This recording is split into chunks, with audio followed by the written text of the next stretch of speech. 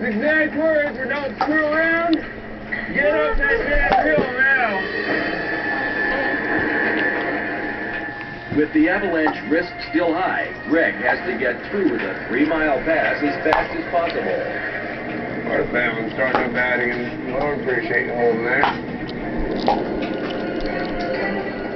But his 50,000-pound load of pipe means slow going up the 4,700-foot climb.